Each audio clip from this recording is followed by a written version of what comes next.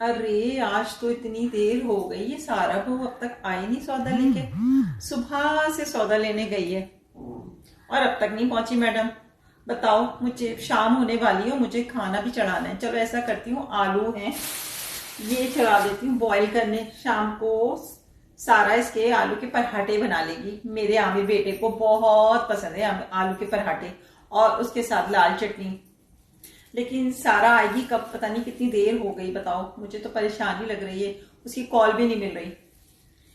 पता नहीं महीने का सौदा लेने गई है या पूरी शॉपिंग करने गई है। अरे सारा बहू तुम आ गई, मैं कितनी परेशान हो रही थी। अरे ये क्या सारा, तुम तो महीने का सौदा लेने गई थी और ये इतनी सी छोटी सी शॉपर में क्या लाई हो तुम।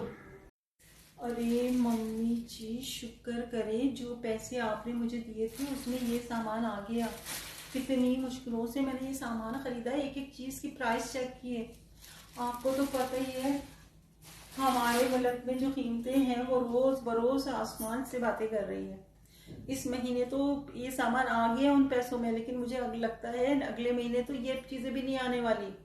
आजकल हमारे मुल्क में इतनी महंगाई हो गई है कि हम जैसे मिडिल क्लास लोग परेशान हैं, तो बेचारे गरीब जो लोग हैं, जो रोज कमाते हैं रोज खाते हैं, उनका क्या होता होगा। वो बेचारे कैसे अपना गुजर बसर करते होंगे, कैसे खाते होंगे, कैसे बच्चों को पढ़ाते होंगे।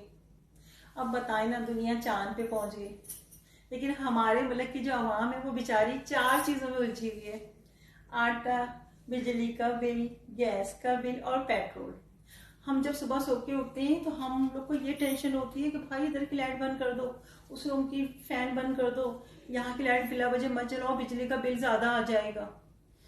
तब के जबकि बिजली का बिल तो आता ही आता है, चाहे आप लाइट चलाएं या ना चलाएं, बिजली का बिल जो आना है ना वो आता है। अरे भाई गैस ज्यादा इस्तेमाल ना करो ना गैस का बिल आ जाएगा। हम ये सोचते हैं भाई जितनी रोटी खानी है उतनी बनाओ, आटा वेस्ट नहीं करो, बहुत महंगा हो गया है। हमारे मुल्क की आवाम ये सोचती है, और ये भी सोचती है कि भाई घर में आराम से बैठो, बाहर फालतू घूमने की क्या जरूरत है, पेट्रोल जो इतना महंगा हो गया है। मतलब हमारे मुल्क की जो आवाम है वो इन चार बातों में उलझी रहती है। तो फिर तरक्की कैसे करेंगे हम लोग, आगे कर ही नहीं सकते। हमारे मुल्क में तो महंगाई इस कदर बढ़ रही है कि बेचारे जो लड़के हैं वो दहशतगर्द बनते जा रहे हैं। जाहिर बात है अपनी फैमिली के लिए उनको चोर डाकू बनना पड़ रहा है।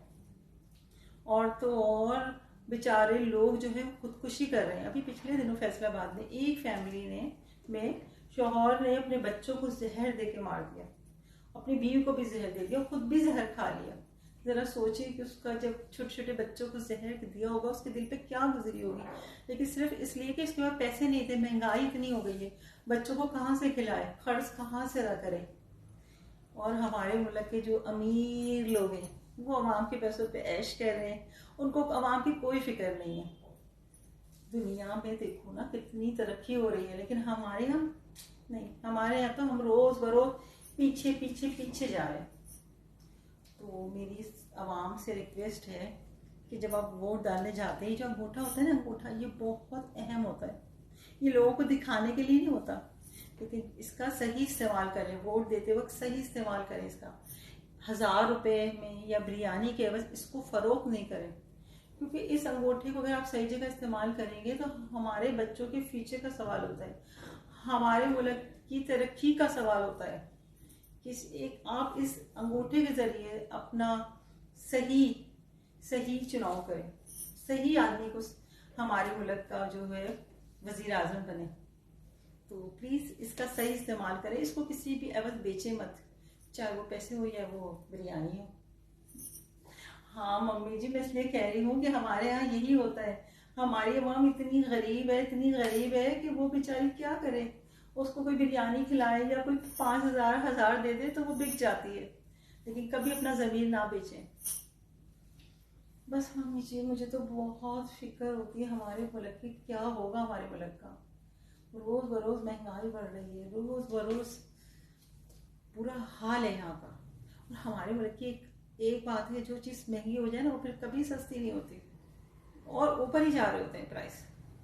बस मेरी दुआ है आने वाला साल हमारे पाकिस्तान के लिए बहुत ही अच्छा साबित हो और बहुत ही हमारा मुल्क तरक्की करे, और जो हमारे मुल्क के हालात है बस अल्लाह ताला उसको बदल दे और हमारा मुल्क भी और ममालिक की तरह तरक्की करे।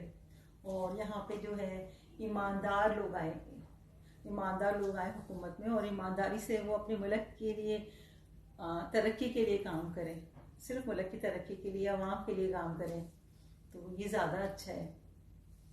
क्या गुलाबो, तुम्हें ज़रूर मेरी बात सुनना है।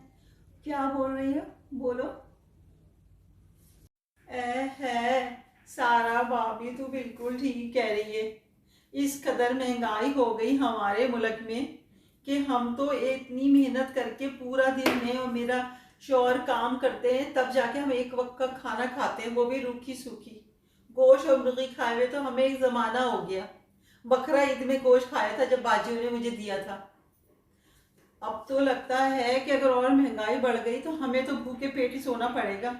मुझे अपनी तो फिक्र नहीं है, लेकिन मेरे 6 छोटे छोटे बच्चों का क्या होगा, कहाँ से हम उनको खिलाएंगे। अब बाजियाँ तो समझती नहीं इस बात को, 1 रुपया भी तनख्वाह नहीं बढ़ाती मेरी बाजियाँ। मैं तो बोल बोल के थक गई कि बाजी महंगाई हो गई है तनख्वाह बढ़ा दो, लेकिन नहीं, मेरी बाजियाँ तो बड़ी कंजूस हैं। बस सारा भाभी तू अच्छी है, तू मेरी बहुत मदद करती है हमेशा।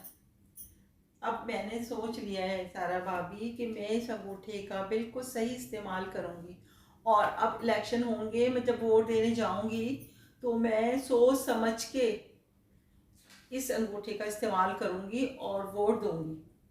शुक्रिया सारा भाभी तुझे मुझे समझाने का और सबको समझाने के लिए। और सारा भाभी हम गरीब है गरीब, लेकिन हम अपना ईमान नहीं बेचेंगे। हम इस अंगूठे को सही इस्तेमाल करेंगे, और एक बिरयानी या पैसों के लिए हम अपना ईमान कभी नहीं बेचेंगे। तू फिक्र ना कर। हाँ हाँ जा रही हूँ सारा भाभी, मैं टेरिस ही धोने जा रही थी। क्या करूँ, मुझे ठंड लग रही है, मेरे पास तो स्वेटर है ही नहीं। ये जो तूने स्टॉल दिया था ना, इसी को ओढ़ लिया मैंने। जा रही हूँ जा रही हूँ।